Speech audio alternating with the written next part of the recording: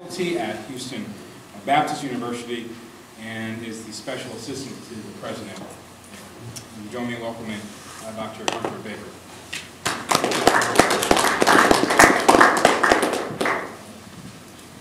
I get like the only applause of the entire conference. Walking up here.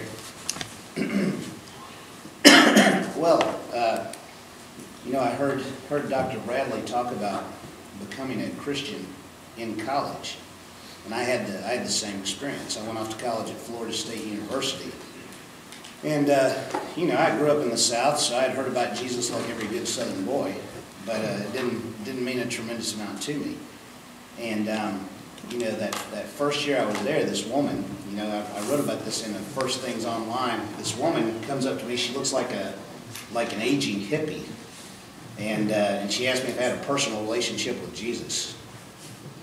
And I was just, you know, stunned.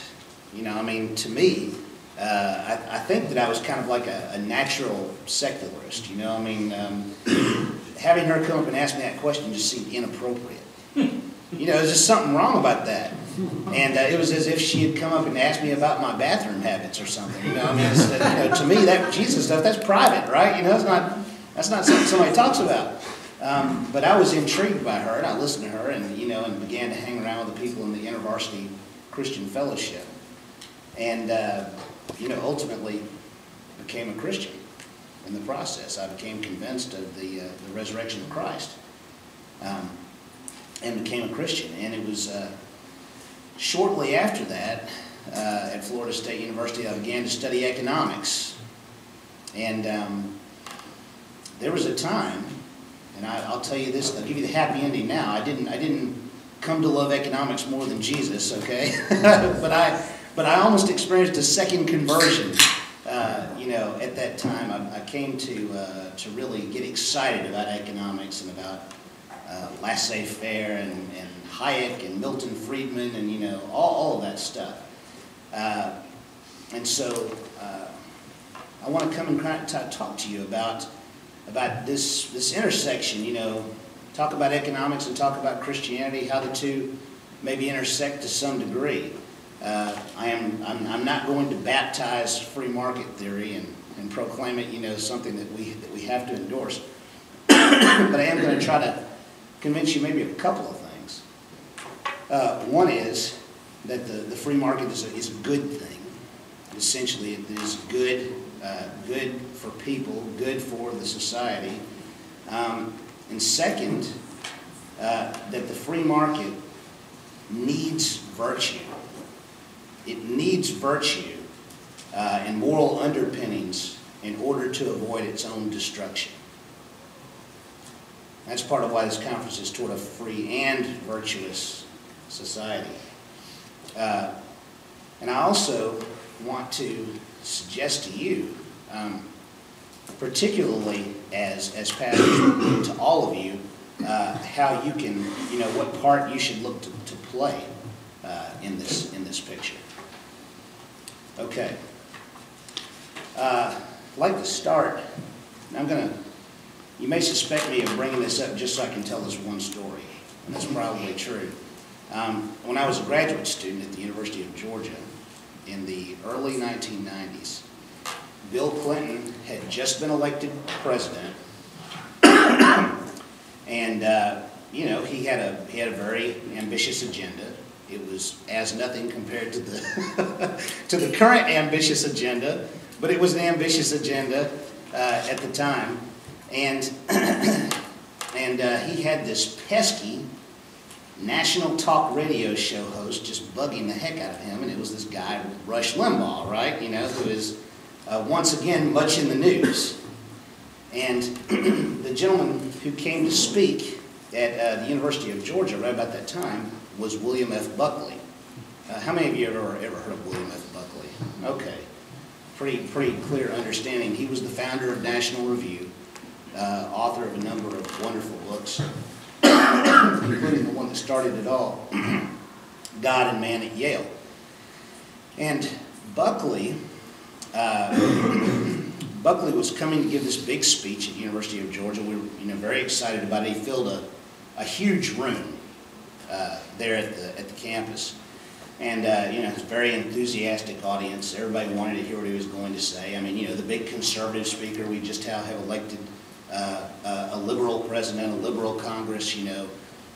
The Reagan era has abruptly ended, and a new era has begun. What is Buckley going to have to say about all this? And I never forget how he was dressed. He comes in, he has a navy blazer, a yellow shirt, tie, beige pants, and a fire engine red belt, which, you know, was either a comment on communism or maybe it was like an homage to the University of Georgia's red and black, you know, something like that. But I will never forget the hour, you know, seeing that room as he spoke. I only wish that someday I could develop the ability to give a lecture in the way that he did. You know, he's just a spectacular speaking style, vocabulary, so smooth, you know, the $1,000 words just dripping from his mouth.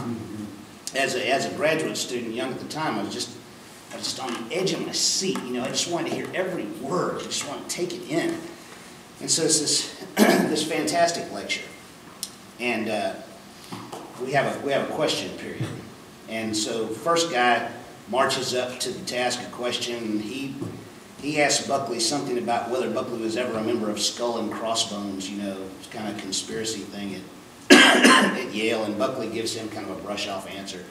But then this other guy comes up, and, you know, now we're all a little bit tense because of the first question. It's been a little weird to begin with, right? And then the next person comes up, and you know, the guy looks a little bit sheepish, and he says to William F. Buckley, who is this incredibly cultured, you know, well-educated, you know, very classical, you know, he sails, he plays the harp, you know, he knows all the great books, Buckley, and he asks, Mr. Buckley, what do you think about Rush Limbaugh?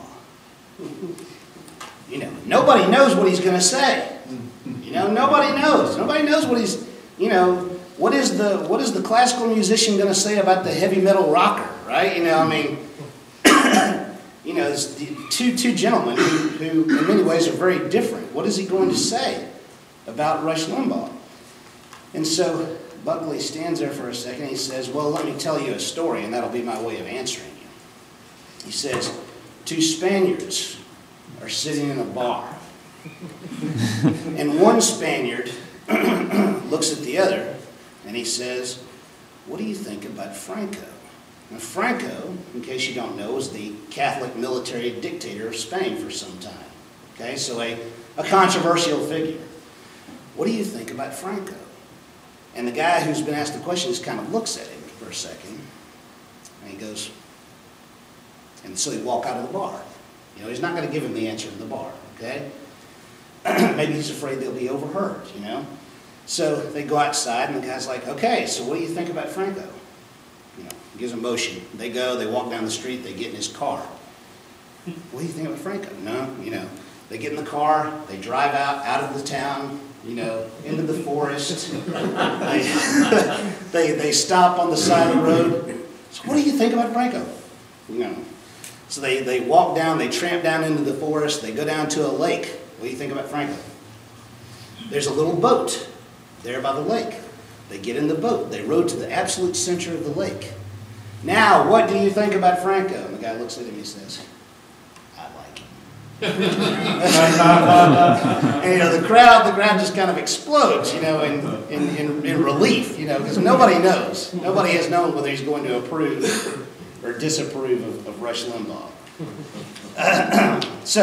But there's actually another reason I brought up William F. Buckley's speech. Like I said, America at the time was on the edge.